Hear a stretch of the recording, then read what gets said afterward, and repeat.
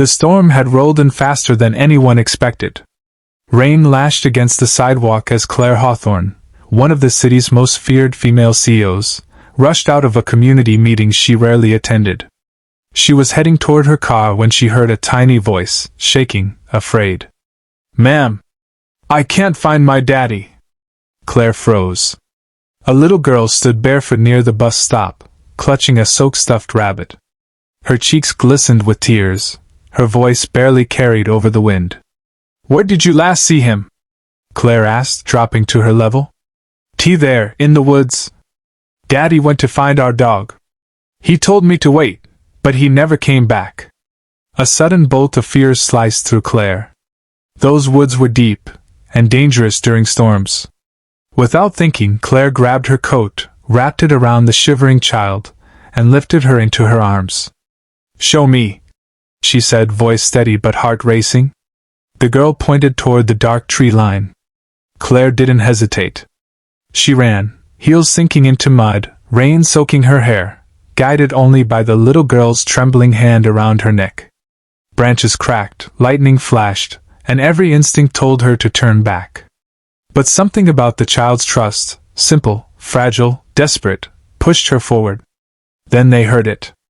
A faint groan, a man's voice, somewhere deeper inside. "Daddy!" the girl cried out. And for the first time in years, the powerful CEO felt something unfamiliar yet unmistakably human rising inside her. Hope. Claire pushed further into the woods, guided by the little girl's desperate cries. The storm showed no mercy. Branches whipped against her arms, the ground sucked at her shoes, and the wind felt like it wanted to turn them back. But Claire held on tightly to the child, refusing to slow down. "What's your name, sweetheart?" Claire asked gently between breaths. "Mia," the little girl whispered. "Well, Mia, we're going to find your daddy. I promise." Another flash of lightning illuminated the forest for a split second, and in that moment Claire saw something on the ground ahead. A shape. Still. Half hidden under a fallen tree branch. "There!" Mia pointed frantically. "Daddy!" Claire rushed forward, her heart pounding. The man lay motionless, soaked to the bone, clutching a broken flashlight. The fallen branch had pinned his leg. Claire gently lowered Mia beside him. "Sir? Can you hear me?" The man blinked weakly. "Mia, you're safe?" His voice cracked, equal parts pain and relief. Mia threw her arms around him. "Daddy, I was so scared." Claire examined the branch. It was heavy, but not impossible to move. She braced herself, digging her heels into the mud. With a determined grunt, she pushed with everything she had. The branch rolled just enough for the man to pull his leg free. "Thank you," he whispered, wincing as he tried to sit up. Claire shook her head. "Save your strength. We need to get you both out before the storm gets worse." She helped him lean against a tree trunk. He looked up at her, confused. "Why would someone like you help strangers like us?"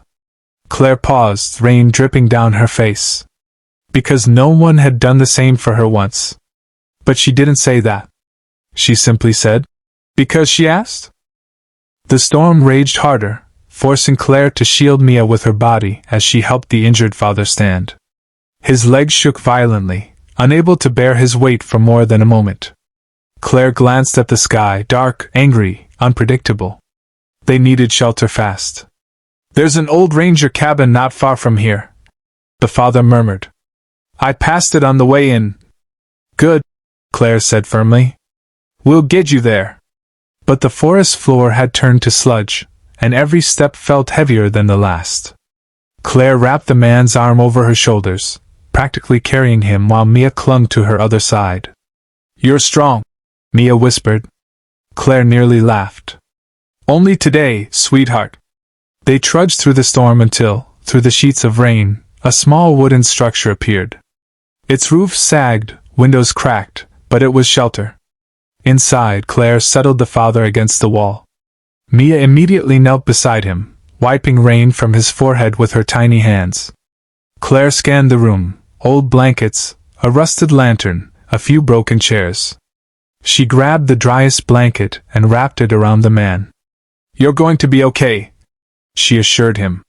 He looked at her, eyes softening. "You don't even know us. Why risk yourself like this?" Claire hesitated. "Because no child should cry for a parent in the dark," she said quietly. A memory flickered, her own childhood, standing alone on a street corner, calling for a mother who never returned. The father nodded slowly, as if he understood something unspoken. But before Claire could say more, a loud cracking sound echoed outside, sharp, violent. Mia gasped. "What was that?" Claire's heart jolted. Something, or someone, was moving in the woods. And the storm wasn't the only danger closing in. The sound came again, closer this time. A heavy snap, like a large branch breaking under weight. Claire instinctively stepped in front of Mia and her father, her pulse hammering against her ribs. "Stay behind me," she whispered. The cabin door rattled as the wind howled, but Claire's eyes stayed fixed on the darkness outside. She grabbed the old lantern, flicking its switch until a weak but steady glow filled the room.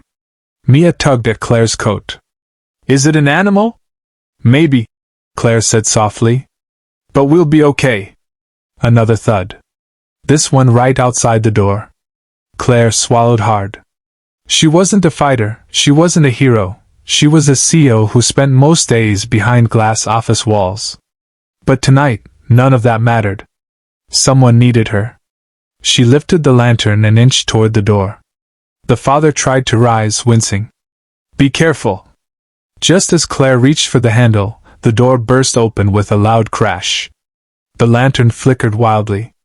Claire gasped, only to find herself staring at a drenched golden retriever wagging its tail furiously. "Buddy!" Mia cried, rushing forward. The dog shook water everywhere, then ran straight to the father, whining and nudging his hand. Relief flooded the cabin like warm air. Claire let out a shaky breath. "Well, that explains the noise." But the father's expression shifted, not fear, but guilt. "I came into the woods because Buddy ran off. I thought I could catch him before the storm hit. I shouldn't have left Mia alone." Claire knelt beside him. "You were trying to keep your family together. That matters more than mistakes." Mia hugged both her father and the dog, her small voice trembling. "We're together now. That's what matters." Claire felt something tighten in her chest, an old ache softening into something gentler. Tomorrow, their lives would change. She just didn't know how yet. Morning light finally broke through the trees, soft and gentle after the violent storm. Claire stepped outside the cabin, breathing in the cool air. The forest, once terrifying, now glistened with sunlight. She had barely slept, but something inside her felt lighter. Behind her, Mia's small footsteps approached. "Ma'am?" she said softly. "Are we really going home now?" Claire smiled. "Yes. As soon as your dad can stand." Mia took her hand and squeezed it, small, trusting, warm. For someone who lived in a world where people feared her emails more than storms, the gesture felt like a gift. Inside, the father was testing his weight on his injured leg. He looked up as Claire entered. "I still can't believe everything you did for us," he said, voice thick with gratitude.